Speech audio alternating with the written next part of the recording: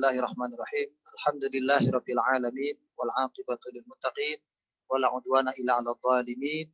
Wassalatu wassalamu ala sayyidil mursalin nabiyyina Muhammadin wa ala alihi wa sahbihi ajma'in wa ba'd. Para jemaah sekalian yang dirahmati Allah, bersyukur kita kehadirat Allah Subhanahu wa taala sudah tiba pada bagian-bagian akhir bulan Ramadan. Meskipun kalau kondisi para sahabat di bagian akhir ini mereka malah bersedih karena akan segera ditinggal oleh bulan yang penuh dengan kemuliaan, bulan yang penuh dengan keberkahan ini. Adapun buat kita, barangkali saya sampaikan sedikit sebelum kita masuk ke kajian. Ibnu Taimiyah rahimahullah pernah mengatakan, al-ibratu bi kamalin nihayat la binaqsil bidayah. Jadi yang terpenting itu adalah kalau dalam suatu keadaan seperti karena kita bisa menyempurnakan akhir bulan Ramadan ini dengan sebaik-baik amal, sebaik-baik kegiatan, sebaik-baik ibadah. Ya, nggak peduli kalau awal-awal yang kemarin masih kurang. Jadi kalau yang awal-awal kita kurang, oke lah, nggak apa-apa. Yang penting akhir ini kita bisa melakukan yang baik. Ya, karena Allah menilai sesuatu itu ujungnya terutama. Innamal a'malu bikhawatimiha. Amal perbuatan seseorang itu dilihat itu ujungnya. Ya, makanya kita harus ibarat orang berlari harus sprint dan kemudian sampai finish untuk menjadi yang nomor satu. Ya, paling nggak terhitung sebagai bagian yang juara. Lebih lanjut ada pendapat dari Imam Hasan Al Basri rahimahullah. Dia juga mengatakan begini. Ya, hendaknya kita seriusi ya mabakia. Kita nih mabakia. Kalian harus pegang kuat apa yang tersisa. Kalau kalian pegang yang tersisa ini, ya, fayaghfirullahu ma madha. Maka Allah akan mengampuni apa-apa dari dosa-dosa, kekurangan yang telah terlanjur terjadi sebelum ini. Yang penting ahsin ma baqiya, perbaiki apa yang tersisa ini. Ya. Fa innaka la tadri mata tudriku rahmat Allah. Karena kita juga nggak tahu dengan pasti di mana kita sebetulnya mendapatkan rahmat Allah. Justru barangkali di ujungnya ini. Jadi yang awal-awal kalau kurang, jangan kecil hati. Tetap kita masih punya waktu paling nggak 2-3 hari ke depan. Ya, mudah-mudahan kita bisa dapat. Walaupun orang bilang istilahnya Lailatul Qadar, itu sifatnya bukan datang. Makanya bahasa dapat Lailatul Qadar itu menurut saya keliru. Yang lebih tepat sebetulnya adalah kita melakukan sesuatu ya ibarat berupaya mempersiapkan diri menampung jatuhnya karunia Allah. Nah, karunianya itulah Lailatul Qadar. Jadi selama 10 hari itu kalau kita dalam kondisi yang baik, sedang sholat 11 rakaat ya atau ditambah dengan qiraatul Quran dan sebagainya, min ghurubi syams ila tulu'il fajr, dari sejak matahari terbit sampai terbitnya fajar. Jadi bukan terbitnya matahari, terbitnya fajar. Nah, jadi dari maghrib sampai isya. Kalau itu kita lakukan perbuatan baik, nah, kita itu menampung kemungkinan datangnya rahmat Allah yang merupakan sesuatu yang bernilai di malam Lailatul Qadar. Jadi sebetulnya sifatnya begitu. Jadi siapapun dapat. Jadi nggak ada yang istilah nggak dapat, baik kata-kata dapat kurang tepat. Ya, jadi siapapun akan didatangi oleh Lailatul Qadar. Cuma didatangi dalam keadaan seperti apa? Karena nilainya itu lebih baik daripada beramal serupa ya, dibandingkan dia beramal serupa selama 1000 bulan. Jadi, lebih baik daripada 1000 bulan beramal yang serupa. Jadi semua tergantung amalnya. Baik, kita sekarang sampai kepada ayat yang ke 89 ya. 85. 85. Ya, tentang Nabi Syuaib. Ya. Baik, di situ Allah berfirman, A'udzubillahi minasyaitonirrajim. Wa ila madyana akhahum Syuaiban. Dan kepada kaum Madian ya, Allah ada mengutus saudara mereka yang bernama Nabi Syuaib. Qala, ia berkata, ya qaum ya'budullaha ma lakum min ilahin ghairuh. Wahai kaumku, tidaklah kalian menghamba hanya kepada Allah saja. Tiada Allah, tiada Tuhan, ya, tiada Tuhan maksud saya, tiada ilah selain Allah. Qad ja'atkum bayyinatun mir rabbikum. Sungguh telah datang kepada kalian keterangan yang nyata ya, dari Allah Tuhanmu. fa'auful kaila wal mizan. Maka sempurnakanlah soal muamalah kalian dalam soal takaran, dalam soal timbangan. Wala tabkhasun nasa asya'ahum. Dan jangan kalian kurangi apa yang menjadi takaran-takaran, timbangan-timbangan yang menjadi hak-hak orang yang berhubungan dengan kita. Jangan dikurangi. Ya. Wala tufsidu fil ard ba'da islahiha. Dan jangan kalian merusak di muka bumi ini sesudah Allah memperbaikinya. Maksudnya jangan berbuat kerusakan setelah Allah mengutus Rasulnya. Dzalikum khairul lakum in kuntum mu'minin. Dan demikian ini adalah apa yang Allah jelaskan, sesuatu yang lebih baik bagi kalian jika kalian adalah orang-orang yang mengaku mukmin atau beriman. Wala taqudu bikulli siratin tu'iduna. Dan janganlah kalian duduk-duduk atau berkelompok-kelompok di sebuah majelis, di sebuah tempat, ya disebutnya sirat, di sebuah jalan yang orang bisa lewat, tu'iduna, sambil mengancam-ngancam, ya, menakut-nakuti. Wa tasudduna an sabilillah. Jadi duduk-duduk orang yang lewat, ya kayak anak-anak muda sekarang itu takut-takutin, oh kalau kamu ikutin Nabi Syuaib nanti kamu celaka, kamu nanti sakit, kamu nanti jatuh, kamu nanti macam-macam hal-hal yang sifatnya menakut-nakuti. Wa tasudduna an sabilillah. Kalian menghalang-halangi orang untuk mau jalan menuju kepada Allah. Man amana bihi, yaitu orang yang mau beriman kepada Allah, pada ajaran Nabi Syuaib maksudnya, wa tabghunaha iwaja, dan kalian mengharapkan kehidupan ini selalu dalam keadaan bengkok. Di kehidupan ini, kehidupan sosial, kehidupan muamalah, itu jalannya tetap jalan gak benar. Karena kalau benar, kalian akan nampak kekurangan, kekeliruan, kesalahan kalian.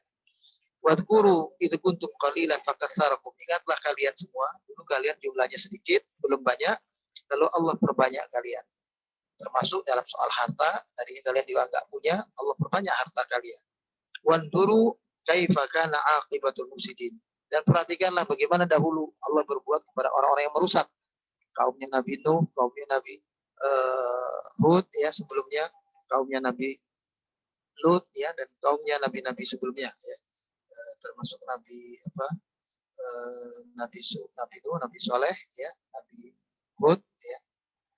Kemudian wa in kana ta'ifatu minkum amanu billadzi ursiltu bihi, jika seandainya ada golongan dari kalian beriman, ya, kepada apa yang aku telah diutus, kata Nabi Syuaib, ya, yaitu beriman kepada ajaran Allah ini, wa ta'ifatun lam yu'minu, dan sebagian kalian tidak beriman, fasbiru hatta yahkumallahu bainana, maka bersabarlah sampai Allah menurunkan kepastian hukumnya, dalam arti menurunkan azabnya, ya, kepada yang berhak menerima azab dan memberikan ganjaran pahala kepada yang berhak menerima pahala.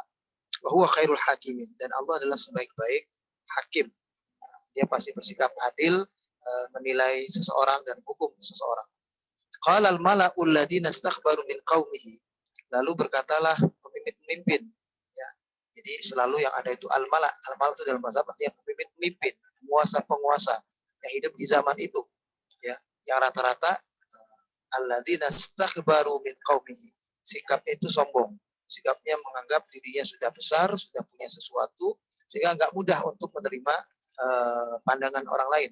Dari sini kita juga lebih jelas bahwa yang maksud dengan sombong atau istikbar itu sesungguhnya adalah batarul haq wa ghamtun nas, bagaimana kata Nabi, yaitu menganggap remeh orang lain dan kita menolak kebenaran. Itu arti sombongnya sesungguhnya.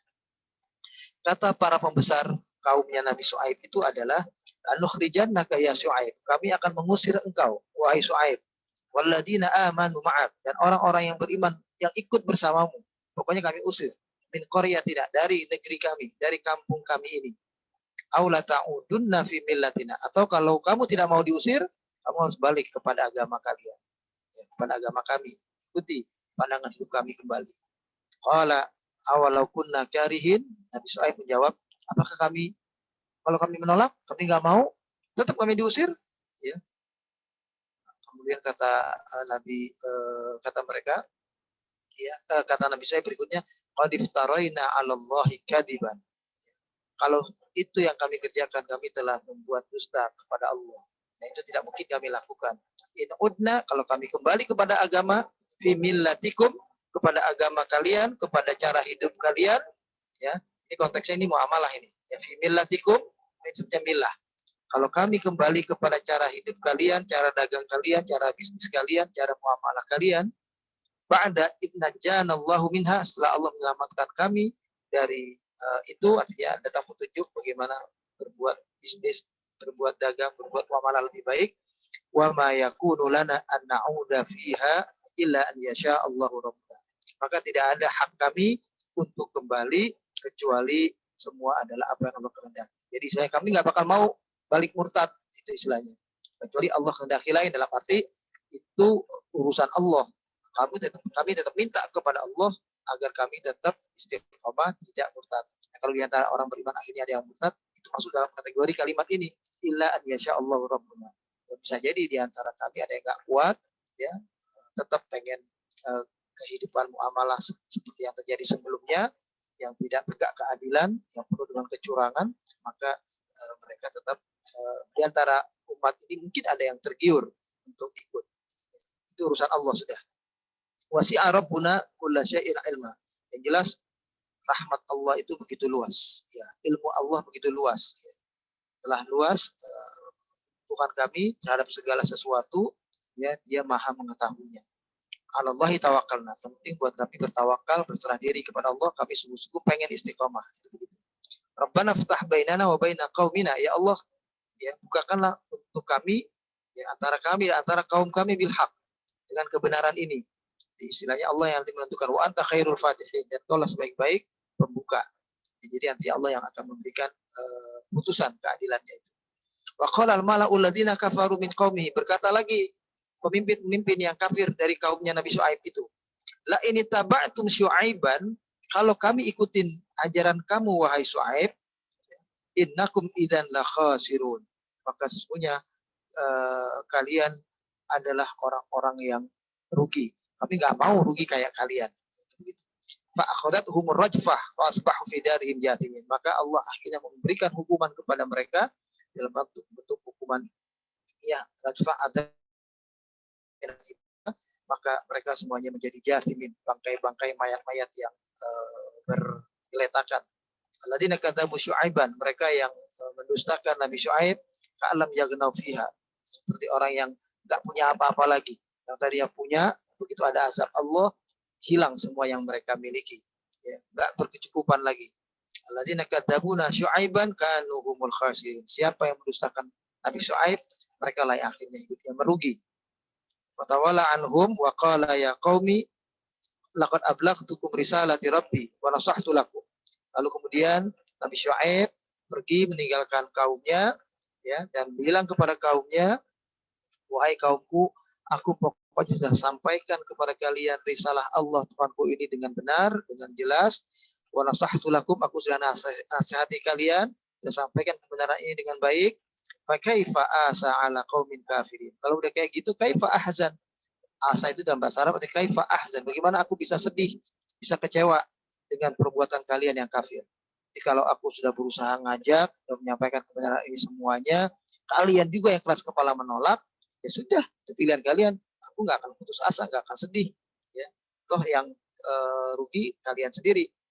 Wa ma arsalna min qaryatin min nabiyyin illa akhadna ahlaha bil ba'sa'i wad dharra la'allahum yadarra'un. Sebenarnya kata Allah, kami tidak mengutus rasul-rasul kami di sebuah negeri, ya, tidak kami utus seorang nabi pun. Ini bahasanya nabi, ya. Jadi makanya bahasa nabi dan rasul sebetulnya yang saya jelaskan beberapa kali waktu pertanyaan dari Pak Haji Nugraha itu, nabi dan rasul itu sebetulnya menurut pandangan Al-Quran sama, ya. Hanya untuk penjelasan lebih lanjut dalam keterangan-keterangan para ulama dibedakan. Nabi terima wahyu saja, tidak menyampaikan, sementara rasul terima wahyu dan menyampaikan. Tapi kalau bahasa Al-Quran di sini menyebutnya malah nabi juga. Tidak kami utus dalam sebuah negeri seorang nabi pun min nabiyin illa akhadna ahlaha, kecuali kami siksa penduduknya bil ba'sa wad dharra, dengan siksaan yang begitu berat, ya, ada penderitaan, ada kesakitan, ada kesedihan, la'allahum yadarra'un, supaya mereka tunduk, supaya mereka kembali kepada ajaran agama ini. Tapi kaumnya tidak mau. Nah, para jemaah sekalian, kembali kita melihat di dalam ayat ini kisah Nabi Syuaib, ya, beda dengan kisah Nabi Lut kemarin, ya. kisah Nabi Syuaib ini di ayat ke-85 ini, kalau kita lihat, Nabi Syuaib ada kembali ajakan yang mengajak kepada tauhid secara verbal. Beliau katakan, ya qaum ya'budullaha ma lakum min ilahin ghairuh. Nah, itu ada kalimat itu kembali itu pada ayat yang ke-85-nya ya. Pada ayat yang ke-80 bukan.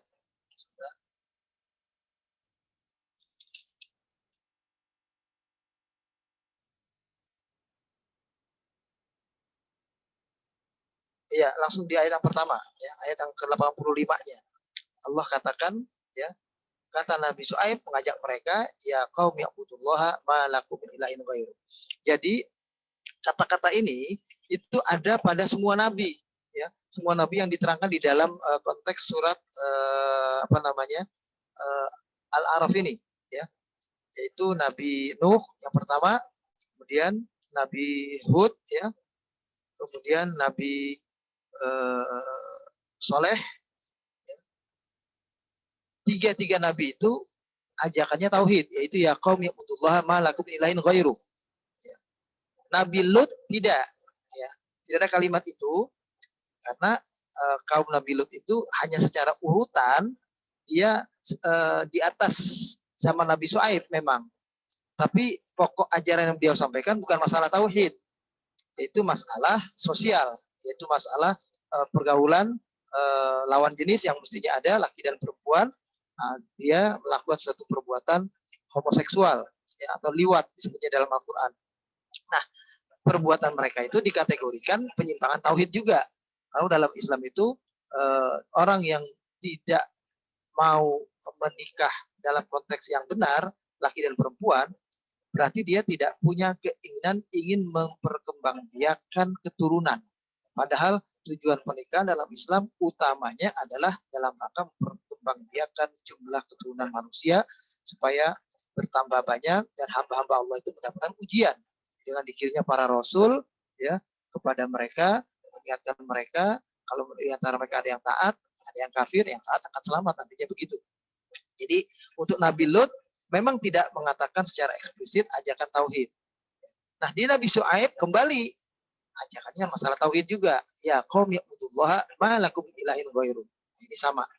Jadi Nabi Lut itu karena urutannya saja. Yang ngajarin tauhid justru di zaman Nabi Lut, Nabi Ibrahim. Itu kan kemarin sudah kita pelajari satu zaman. Ya, Nabi Lut itu bahkan ponakan dari Nabi Ibrahim alaihissalam. Ya.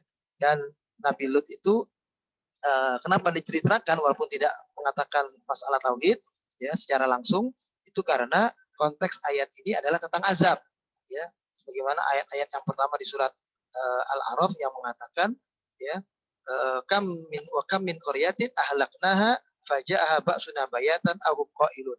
Berapa banyak dari sebuah negeri yang kami hancurkan negeri itu karena sebab mereka durhaka kepada para rasul yang kami utus, ya. Datang kepada mereka azab di saat-saat mereka lalai, lagi tidur nyenyak, di saat mereka lalai, lagi sedang bermain-main, lagi sibuk-sibuk kerja di siang hari. Jadi siang hari lagi lalai kerja, malam hari lagi lalai tidur, saat itulah azab Allah datang sehingga mereka tidak bisa mengantisipasi menyelamatkan diri mereka. Nah, kisah Nabi Lut konteksnya adalah dalam konteks azab ini. Jadi makanya diceritakan di dalam surat Al-A'raf. Justru Nabi Ibrahim tidak diceritakan karena konteksnya bukan kaum yang dapatkan azab seperti mereka. Yang menariknya di kisah Nabi Syuaib ini, walaupun secara verbal disampaikan masalah tauhid, tapi tauhid yang dimaksud di sini adalah tauhid yang juga menjurus kepada persoalan muamalah. Nah, barangkali karena pengaruh ayat tentang Nabi Lut, ya. Nah, ayat tentang Nabi Syuaib ini juga berbicara sebetulnya tentang masalah muamalah. Jadi kalau ayat-ayat yang mengajak ya kaum ibudullah malak dari Nabi Nuh, dari Nabi Soleh, dari Nabi Hud, itu sifatnya ajakan tauhid, betul-betul tauhid, ya, mengajak hanya menghamba kepada Allah, tiada menghamba kecuali hanya kepada Allah saja, sujud hanya kepada Allah saja. Nah, dalam konteks Nabi Syuaib ini lebih kepada persoalan muamalah, ya. Makanya kita lihat di sini ajakannya adalah, ya, setelah ajakan penjelasan untuk bertauhid, ya, Allah katakan qad ja'atkum bayyinatun min rabbikum fa'aful kaila wal mizan, maka sempurnakanlah takaran dan timbangan. Nah, jadi ini ajakannya adalah persoalan muamalah ya. Jadi istilahnya agak berbeda ya. Nah, kita akan dalami sekarang ayat demi ayat dari kajian tentang Nabi Syuaib ini ya. Saya ingin sampaikan di sini. Nah, ini menurut kitab Dirasat Qur'aniyah yang kita jadikan pedoman ini, tulisan Syekh Ali Al-Sambuni ini, beliau katakan ثم تحدثت السورة الكريمة عن قصة نبي الله الكريم شعيب عليه السلام مع قومه أهل مدين وهي القصة الخامسة في هذه السورة الكريمة. Kemudian surat di dalam kajian Al-A'raf ini mengisahkan tentang kisah Nabi Syuaib alaihissalam bersama dengan kaumnya, kaum Madian. Jadi kaumnya Nabi Syuaib itu namanya kaum Madian. Ya. Kisah ini adalah kisah yang kelima. Yang kelima ya, kan tadi Nabi Nuh, Nabi Hud, Nabi Soleh, Nabi Lut, dan ini Nabi Syuaib, kisah yang kelima dalam surah ini. Wa Madian tutlaq alal qabilah wa alal Madinah. Kata-kata Madian itu mencakup nama sebuah bangsa, ya, sebuah umat, dan nama sebuah kota atau negeri. Jadi disebut tempatnya juga, disebut juga bangsanya, itu namanya bangsa. Jadi bisa disebut kaum Madian, bisa disebut bangsa Madian, bisa disebut kota Madian. Wa hiya allati biqurbi Ma'an fi syarqil Urdun. Letak persisnya itu di daerah dekat dengan Ma'an, di sebelah timur kota atau negara Yordania ya sekarang ini, kota Urdun itu. Wa ashabul aikah. Mereka sebetulnya yang disebut dengan ashabul aikah. Jadi kalau ada ayat Quran menyebutnya ashabul aikah, bukan kaum Syuaib, itu sebetulnya adalah kaumnya Nabi Syuaib. Ya, atau tidak menyebut Madian, itu juga adalah kaum Nabi Syuaib. Al-aikah itu Nabi Syuaib juga. Wa kanu fi hadaiq wa basatin. Nah, mereka ini supaya difahami kondisi sosialnya, kehidupan ekonominya betul-betul makmur. Punya kebun-kebun, punya taman-taman, punya sawah-sawah. Jadi negeri mereka ini negeri yang subur. Jadi bayangannya kayak mirip di negeri kita saat ini. Wasjarun katsiratun multafih. Jadi punya pohon-pohon lebat ya, tinggi ya, banyak pohonnya. Walidzalika ya sammu ashabal aikah. Makanya mereka disebut ashabul aikah. Yang punya aikah itu dalam bahasa Arab artinya yang punya tingkat kemakmuran, tingkat kesuburan. Ya. Wa qad kana qaumu Madian masyhurin bil bakhsi wa tatfif fil mizan. Namun sayangnya penduduk Madian ini terkenal dengan sifat curangnya, dengan sifat suka mengurangi takaran timbangan, suka berbuat tipu-tipu, menipu-nipu dalam soal bisnis, dalam soal muamalah. Jadi negerinya makmur, negeri sejahtera, tapi yang kaya jadi kaya, yang kita miskin, karena di dalamnya banyak orang-orang yang suka menipu dalam berdagang, dalam berbisnis, dalam bermuamalah, yang suka mengurangi takaran. Faba'atsallahu ilaihim nabiyyahul karim Syuaiban. Maka Allah mengutus kepada mereka nabinya, yaitu Nabi Syuaib. Jadi Nabi Syuaib ini tujuannya memperbaiki akhlak mereka dalam muamalah sebetulnya. Tujuan utamanya di situ karena mereka adalah umat yang sudah sejahtera ya, tapi nakal ya, jahat dalam berbisnis, dalam bermuamalah. Ya. Yanhahum an hadzal munkar. Nabi Syuaib datang melarang mereka dari perbuatan-perbuatan munkar ini. Wa ya'muruhum bi ibadatillahi wa ta'ati. Memerintahkan mereka beribadah kepada Allah saja dan hanya taat kepada hukum Allah saja. Kepada bagaimana cara berbisnis menurut hukum Allah. Kalau sekarang bahasanya adalah ayo kembali kepada hukum syariat. Jadi kalau udah terlanjur pakai istilah bank, ya bank syariat. Meskipun istilah bank itu sebetulnya kita juga nggak boleh pakai. Karena munculnya istilah perbankan pertama kali adalah dari Yahudi. Dan sifat mereka mendirikan bank itu tujuannya memang untuk mengumpulkan kekayaan dari sebuah kesempatan hubungan antara si pemilik modal dan si pengusaha. Kan mestinya kan kalau dalam sistem syariat itu mestinya pemilik modal ya dengan pengusaha mestinya mereka bertemu langsung. Pemilik modal, pengusaha bertemu langsung. Nah, si yang mempertemukan namanya wastoh ya, si penengah ini kalau kita bahasa sekarang kita kayak macomblangnya gitulah atau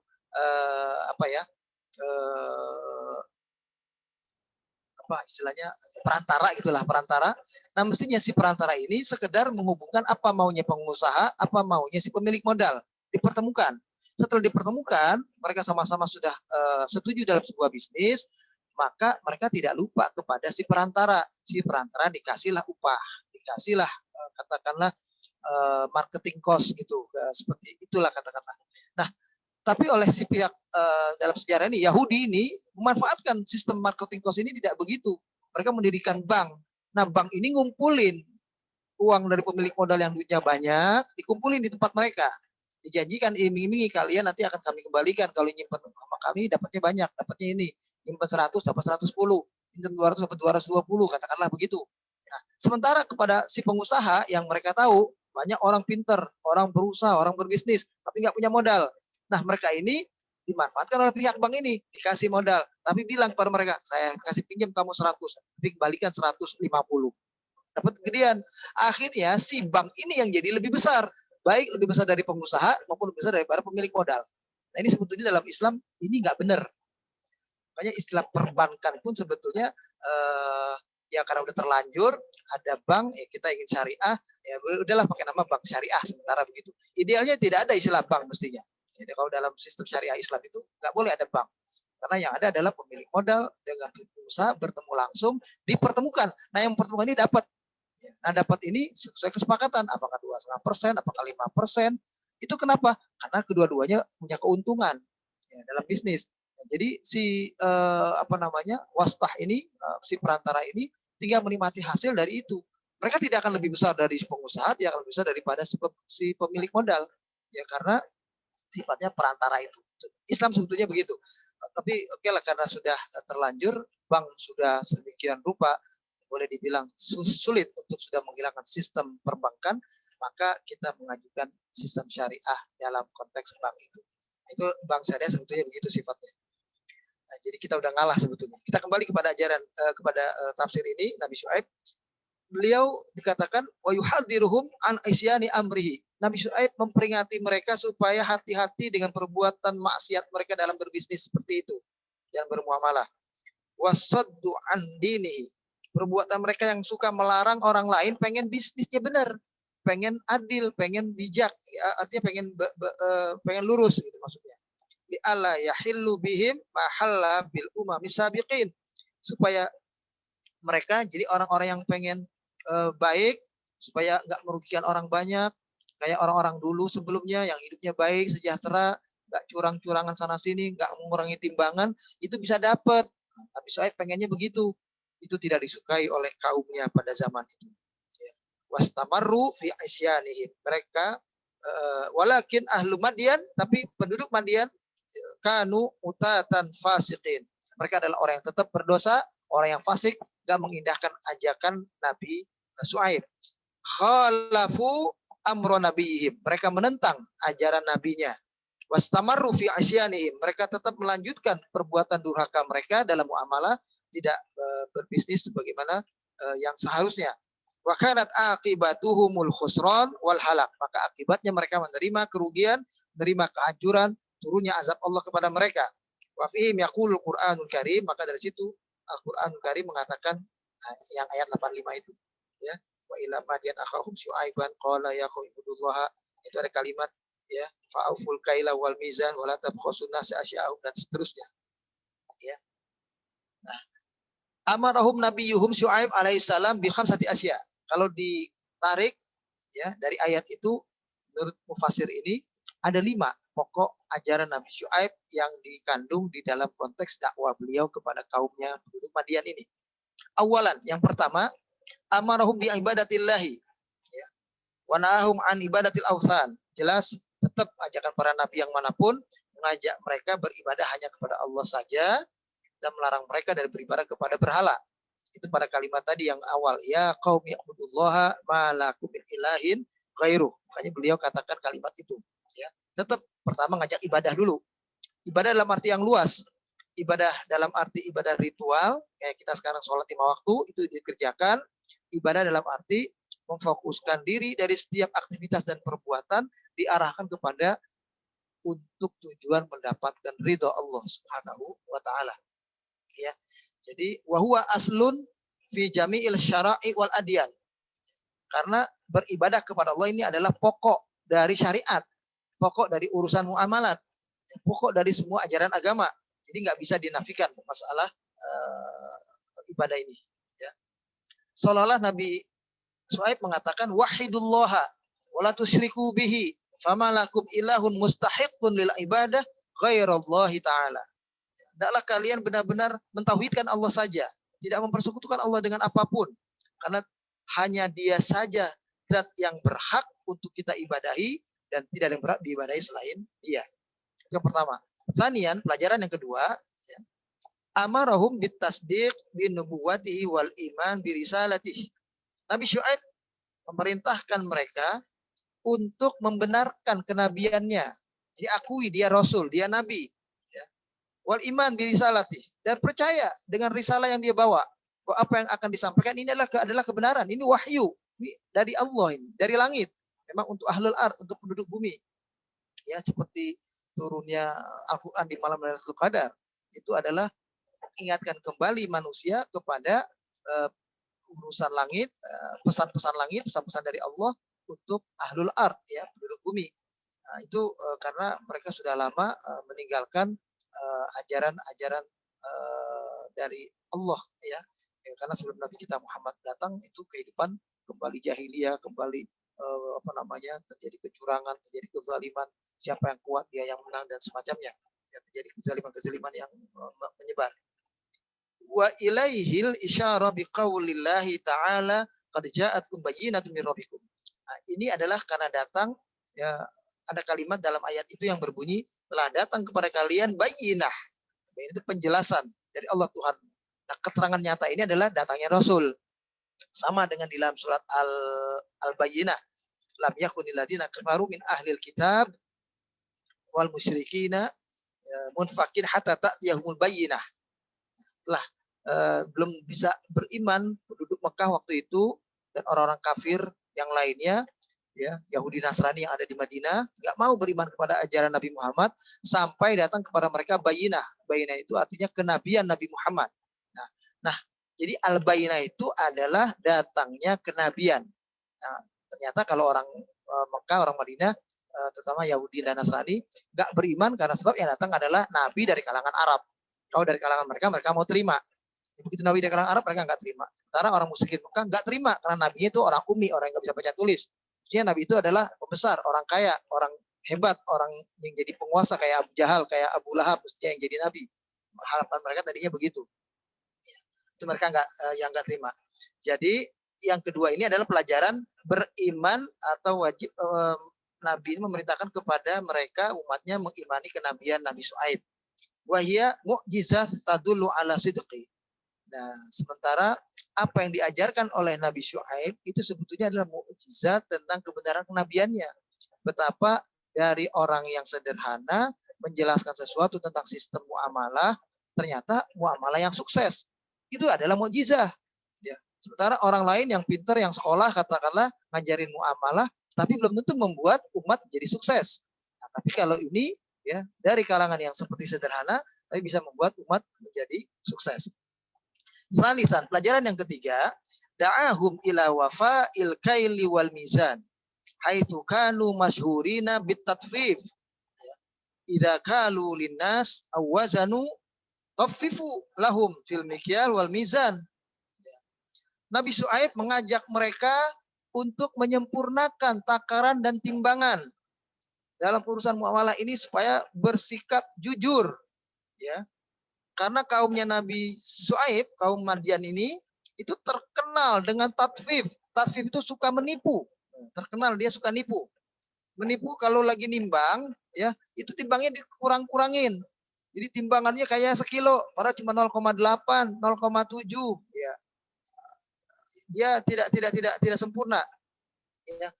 Dan tipuan mereka ini terkenal dalam urusan bisnis ini, urusan takaran timbangan. Jadi kata-kata mikyal wal mizan ini adalah penjelasan lain dari istilah muamalah ekonomi. Urusan ekonomi sebetulnya itu terkenal. Ya kalau bahasa sekarang bisnis apapun, ya pokoknya ada curangnya. Mau bisnis yang sifatnya kolateral, ya, nyata, maupun bisnis yang sifatnya digital, ya, tetap ada kesempatan mereka bisa menipu, mereka gunakan helah untuk menipu itu. Itu namanya tatfif ya. Dan ini diisyaratkan dari firman Allah kalimat wa fa'auful kaila wal mizan. Jadi zulmun nas bin qasil kaili wal wazni minal kabair. Padahal kata Allah ya, ini dari ayat yang berbunyi fa'auful kaila wal mizan ini menzalimi manusia dengan cara mengurangi takaran dan timbangan itu adalah termasuk dosa besar. Jadi minal kabair. Jadi jangan dikira ini bukan dosa besar. Karena kalau ada seorang pedagang yang bisa jujur dalam soal takaran dan timbangan, maka nanti di akhirat mereka kata Nabi termasuk yang akan dapat masuk ke dalam surga tanpa hisab. Ini jadi seperti ahli tauhid juga ini. Pedagang, pebisnis yang jujur apa adanya, ya betul-betul dia tidak pernah mencurangi, tidak pernah menipu rekannya, ya rekan bisnisnya, maka yang terjadi di akhirat dia akan masuk ke dalam surga tanpa hisab. Oleh sebab itu ketika dia berbuat curang, berbuat nakal, dia menipu, ini termasuk juga al-kabair, dosa besar. Kama qala subhanahu wa ta'ala, sebagaimana firman Allah dalam Al-Quran, satu surat bahkan, surat Al-Mutaffifin bunyinya. Wailul lil mutaffifin, celaka orang yang suka berbuat tatfif ini, berbuat curang ini. Alladzina idza talu 'alan nasi yastaufun. Mereka yang apabila menimbang untuk dirinya minta disempurnakan. Jadi kalau dia jadi pembeli ya, takaran timbangan lebihin dong, lebihin, minta dibanyakin ya. Wa idza kaluhum aw wazanuhum yukhsirun. Sementara kalau dia dalam posisi sebagai pedagang yang menakar, yang menimbang, timbangannya dikurangin ya. Ini yang namanya orang yang culas ini ya, betul-betul orang yang menginginnya kecurangan. Ala yadhunnu ulaika annahum mab'utsuna liyaumin 'adzim. Tidak ingatkah mereka bahwa mereka nanti akan dimintai pertanggungjawaban, mereka akan dibangkitkan di hari kiamat. Hidup itu bukan yang saat ini aja, ada babak berikutnya, ada babak alam barzah, ada babak alam akhirat ya, yang semuanya akan ada perhitungan dan pertanggungjawabannya. Yauma yaqumun nasu lirabbil alamin. Pada hari itu semua manusia menghadap Allah Tuhan mereka, mempertanggungjawabkan perbuatan mereka. Wa qad ishtahara qaumun Syuaib bihadzal amal al-qabih. Memang kaumnya Nabi Syuaib terkenal dengan perbuatan tercelaknya yang semacam ini. Rabi'an, pelajaran yang keempat, nahahum anid dzulmi wal udwan. Nabi Syuaib melarang mereka dari berbuat zalim dan berbuat yang menimbulkan permusuhan. Kan biasa dari akibat kecurangan ini, kalau ada yang enggak puas, dia tahu buktinya ternyata dicurangi. Mereka marah, bukan tidak mungkin akan balik menyerang, akan balik marah ya. Nah, ini yang menimbulkan permusuhan jadinya ya. Jika bakal permusuhan, kriminalitas juga karena sebab terjadinya kecurangan di dalam soal timbangan atau dalam bisnis terjadi kecurangan, jadi tipu-tipuan, situlah mulai timbul ada kriminalitas. Wa amma lafzu liyusmila jami'a anwa'idz dzulm. Secara umum, lafaz yang diterangkan di dalam ayat-ayat Quran ya tentang hal ini menceritakan kezaliman perbuatan dari kaum Madian ini, kaumnya Nabi Syuaib ya. Nanti akan muncul berikutnya akibat kecurangan mereka, kal ghadab, seperti marah ya. Was-sariqah ya, pencurian. Wa akhdhur riswah, suap menyuap ya. Wantiza amwalin nas biwujuhil ihtiyal, mengambil harta orang lain dengan cara curang tadi, cara menipu itu ya.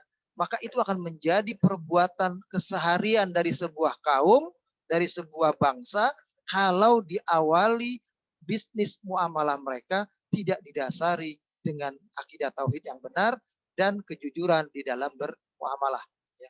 Itu yang terjadi ya, seperti yang kita saksikan di negeri yang kita cintai sekarang ini. Makanya peringatannya untuk Nabi Syuaib ini kepada kaumnya adalah ayatnya wala tufsidu fil ard ba'da islahiha. Jangan kalian berbuat kerusakan di muka bumi sesudah Allah menjelaskan kebenaran ini. Maksudnya mengutus rasulnya Nabi Syuaib menyampaikan kebenaran ini ya, menerangkan beginilah cara berbisnis yang akan membahagiakan dunia akhirat ya. Wa kana min adatihim ya, wa hadza lafzu syamil li jami' anwa'il fasad fil amwali wal a'rad ya. Jadi kalimat dalam Al-Quran wala tufsidu fil ard ba'da islahiha ini semuanya menyangkut kalimat apapun, ya, segala kerusakan apapun ini yang nggak boleh, maksudnya begitu. Dalam persoalan harta, dalam persoalan harga diri, dalam persoalan kedudukan, dalam persoalan nufus, jiwa, masalah nyawa, ya. Wa kana min adatihimul udwan 'alan nas wa aklu amwalin bil batil. Bisa menjadi kebiasaan masyarakat berikutnya kalau sudah begini, yaitu permusuhan yang merajalela di antara manusia dimanapun di negeri itu, di kaum itu, dan akan terjadi perampasan pengambilan harta dengan cara yang batil. Jadi kalau yang satu nipu, satu curang, yang satu lagi akhirnya akan berbuat curang lagi. Ada lagi yang berbuat riswah, jadi suap menyuap. Ya kalau misalnya karena ada yang nipu-nipu, dilaporin, lapornya kepada penegak hukum. Adalah yang mengadili penegak hukum. Kalau bahasa kita ada polisi, ada jaksa misalnya. Tapi lama kelamaan jaksa yang hukum itu bisa dikadalin lagi, dikasih suap, kasih riswah. Nah, ketika terjadi suap, habis lagi. Akhirnya lama kelamaan ini menjadi kebiasaan akhlak buruk dari sebuah masyarakat. Dan ini sudah diterangkan dalam Al-Quran dalam kisah Nabi Syuaib ini. Yang kelima, hadzarahum min qita'it tariq 'alan nas. Nabi Syuaib juga memperingati kaumnya untuk tidak berada di jalan-jalan manusia. Ini konteksnya adalah jalur-jalur perdagangan maksudnya. Jalur-jalur bisnis. Jadi kalau ada jalur bisnis dimanapun, ya itu nggak boleh ada semena-mena diperlakukan aturan yang sifatnya hanya menguntungkan pihak tertentu saja. Apakah pihak penguasa, apakah pihak pemodal, apakah pihak yang jadi pengusaha, ya. Nah ini sudah dilarang. Nah, Nabi Syuaib udah ngajarin sampai seperti itu. Wasadi andinillah, ya. Ketika muncul ada orang yang mau jujur, ya, mereka halang-halangi untuk supaya tidak jujur. Bagaimana caranya? Dikasih bayaran yang lebih, dikasih suap yang lebih banyak supaya orang itu akhirnya tergiur, akhirnya kembali curang lagi, kembali rusak lagi ekonomi, kembali rusak lagi masyarakat. Itulah peringatan Allah dalam ayat yang berbunyi wala taqudu bikulli siratin tu'iduna wa tasudduna. Jadi jalan-jalan tutup dengan bikin tu'idu. Itu ancaman-ancaman. Kamu kalau nggak lewat sini, dagang di sini, kamu nggak bisa, akan untung. Jalan yang lainnya tutup lagi misalnya. Jadi sambil nutup jalan, dia malak gitu. Kalau bahasa sekarang dia palakin. Ya, kalau bahasa anak muda dipalak, dipaksa untuk bayar upeti gitu atau bayar apa kalau lewat situ. Karena itu jalur utama. Kalau nggak lewat situ dia nggak akan bisa membawa usahanya diperdagangkan berikutnya nantinya. Nah, itu sudah diperingati di dalam ajaran Nabi Syuaib ini. Ya. Jadi waqad kanu yajlisuna ala turuqin nas wa murasiduhum. Jadi biasa sudah penduduknya Nabi Syuaib dulunya kaum Madian ini duduk menghalangi orang lain memang untuk lewat. Tujuannya adalah mereka adalah orang yang nggak punya usaha, ya. Murasiduhum, ngambil harta orang yang berusaha tadi, yang berbisnis. Jadi kalau bahasa kita ada pengangguran, ya, nggak mau berusaha, nggak mau capek, tapi pengen juga punya duit, pengen juga makan, nah dia diri di tengah jalan menghalangi orang lain yang lalu lalang berbisnis, ambil harta mereka. Ini sudah diterangkan di dalam Al-Quran rupanya, Masya Allah. Ya. Kama kana taf'alu Quraisy di Makkah. Seperti dulu kaum Quraisy berbuat di Mekah. Jadi kaum Quraisy dulu itu yang menghalangi orang berdagang dari Yaman ke Syam. Ya, dagang ke Syam itu di utara, ya, ke Yaman di selatan, itu kan lewatnya adalah Mekah. Nah, Mekah itu terkenal negeri yang menjadi sebab orang itu kalau mau berdagang turun di sini dagangannya, ya. Nggak boleh kalian lanjutkan ke sana. Kalau mau bawa sendiri, kalian boleh bawa, tapi kalian harus bayar dulu sekian. Istilahnya kayak begitu. Kalau enggak, turunin di sini, kami yang bayar. Tapi bayarnya dengan harga yang murah tentunya. Itu yang terjadi dulu di Mekah seperti itu. Dia sebelum Rasulullah diutus, ya. Kecurangan yang terjadi seperti itu. Sama dengan kondisi sosial kita sekarang. Ada sebuah tempat katakanlah kayak Singapura pulau, nggak bisa dagang dari Eropa untuk ke Australia langsung ke Indonesia langsung mesti lewat Singapura. Nggak bisa langsung ke Jepang, nggak bisa langsung ke Korea, mesti lewat Singapura. Nah, Singapura dibayar harganya sekian atau mungkin dikadalin macam-macam dengan bayarannya dianggap ini menguntungkan. Kalau di sana belum tentu laku, belum tentu habis semuanya dan segalanya. Ini urusan tipu-tipu ini ternyata sudah ada sejak zaman Nabi Syuaib alaihissalam. Kata Allah, yukhawifuna man amana bi Syuaib bil qatl. Bahkan mereka ini mengancam umatnya Nabi Syuaib dengan pembunuhan. Jadi kalau ada orang yang mau jujur dari kalangan umat Nabi Syuaib, pengen dagang benar, pengen usaha benar, diancam, kamu akan dibunuh. Karena kamu merusak sistem yang lain. Kalau kamu jujur begini, yang lain nanti gimana? Kamu cuma 10%, 90% ini orang yang menghendaki supaya ini dibayar, supaya ini dikasih suap, supaya ini dikasih, kayak begitulah sistemnya. Nah, ini yang terjadi juga. Ya. Wa yaquluna linnas, bahkan mereka mengatakan kepada orang banyak, innahu kadzab. Nabi Syuaib itu pendusta. Jangan ikuti Nabi Syuaib. Fala yaftinannakum an dinikum. Dia cuma bikin onar di dalam urusan agama kalian. Ya, dia nggak ngajarin yang benar sebetulnya. Dia cuma ngajarin kalian supaya kalian kehidupannya nggak enak seperti kami sekarang ini. Jadi mereka menganggap kecurangan-kecurangan yang mereka jalani dalam kehidupan sosial mereka dan ekonomi mereka saat itu, urusan muamalah mereka, itu dianggap sudah kehidupan yang menguntungkan. Jadi kalau ada yang mau meluruskan seperti Nabi Syuaib ini, justru dianggap ini yang berbuat onar, ini yang pengen merusak agama mereka, ini yang akan merusak ekonomi mereka. Nah, dianggapnya begitu. Wahakada tufannanu fil baghi wal ifsad. Begitulah akhirnya kaum Madian betul-betul dapat ujian berat dari Allah dengan adanya perbuatan mereka yang tetap ingin merusak, tetap ingin melampaui batas. Wa ba'da hadza tadhkir al-indar, sesudah ada peringatan ya, yang semacam ini dari Nabi Syuaib kepada kaumnya, wa hadzarahum an yahilla bihim ma halla biman sabaqahum, dan mengingatkan mereka agar mereka betul-betul membiarkan terjadinya perjalanan bisnis sebagaimana yang pernah ada sebelumnya, ya, supaya jangan sampai timbul minal kufrah al fujar, ya, jangan sampai ada timbul kekafiran, timbul kejahatan lagi. Ya, makanya Nabi Syuaib ingetin mereka. Wadhkuru id kuntum qalilan fakatsarakum. Coba ingat, kalian dulunya juga nggak punya apa-apa, ya. Kemudian Allah perbanyak kalian. Wanduru kaifa kana aqibatul mufsidin, ya. Dan kemudian kata Allah, perhatikanlah bagaimana akibat Allah berbuat terhadap akibat perbuatan orang-orang yang merusak, ya. Allah berbuat kepada mereka, kaifa kana aqibatul mufsidin, bagaimana keadaan orang-orang yang telah berbuat kerusakan itu. Jadi unzuru madza halla bil umami sabiqah. Coba lihat umat-umat terdahulu. Hina asawur rusul, ketika mereka mendustakan para rasul. Mereka menolak ajaran-ajaran Nabi Nuh, ajaran Nabi Hud, ajaran Nabi Saleh. Ya. Kaifan taqamallahu minhum bi anwa'il intiqam. Bagaimana Allah telah mengazab mereka dengan azab yang berat, yang besar. Wa'tabiru bihim. Ya, wa'tabaru bihim. Makanya mestinya mereka mengambil pelajaran dari itu. Jadi jangan sampai mereka pun, kata Nabi Syuaib maksudnya, mengalami keadaan yang serupa seperti umat-umat terdahulu. Nah, kemudian tau'iduhum li Syuaib wal mu'minina bit-tard minal awthan. Ini berikutnya ini agak panjang juga tentang bagaimana sikapnya kaum Nabi Syuaib yang memukul balik Nabi Syuaib, bahwa kalau Nabi Syuaib tetap kekeh dengan atau istiqamah kalau bahasa agamanya dengan pendirian yang mengajarkan itu kepada kaumnya, maka Nabi Syuaib akan diusir dari negeri mereka, dari kampung halaman mereka.